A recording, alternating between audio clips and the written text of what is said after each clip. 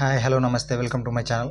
ఆంధ్రప్రదేశ్లో తల్లికి వందనంకి సంబంధించి చాలామందికి అయితే ఇంకా డబ్బులు అనేవి అకౌంట్లో క్రెడిట్ కాలేదు.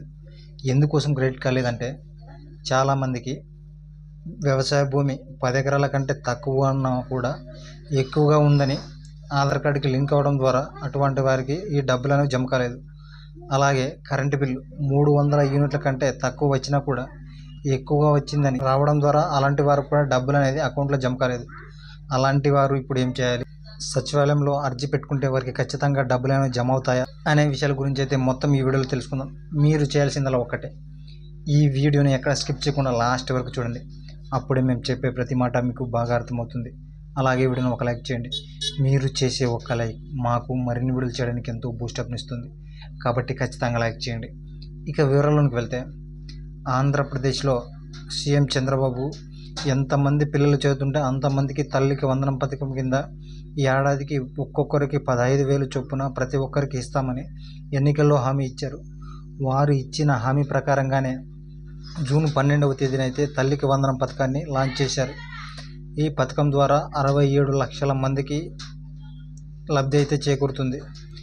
ఒక్కో విద్యార్థికి 13,000 చొప్పున ప్రతి తల్లి అకౌంట్లో జమ చేశారు. కానీ కొంతమందికి ఈ డబ్బులు అనేవి క్రెడిట్ కాలేదు. ఎందుకోసం అంటే వారికి వ్యవసాయ భూమి 10 ఎకరాల కంటే ఎక్కువ లేదా 10 ఎకరాలు ఉన్నా కూడా వారికి వ్యవసాయ భూమి ఈ డబ్బులు అనేవి వారికి పడలేదు.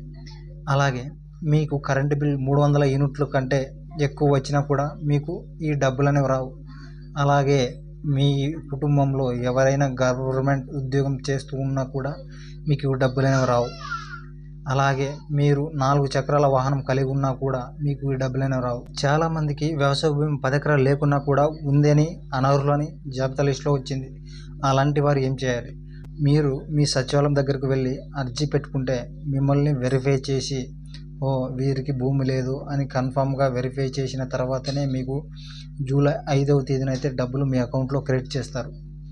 అలాగే కరెంటు బిల్లు 300 యూనిట్లు రాకున్నా కూడా వచ్చింది అని కొంతమందిని రిజెక్ట్ చేశారు. అలాంటి వారు కూడా మీ గ్రామ వార్డు సచివాలయంలో మీరు అర్జీ పెట్టుకుంటే మిమ్మల్ని పూర్తిగా ఈ నెల 30 వరకు వెరిఫై చేసి తర్వాత ఈ జూలై 5వ తేదీన అయితే మీకు ఈ డబ్బులు అనేవి మీ అకౌంట్లో క్రెడిట్ చేస్తారు.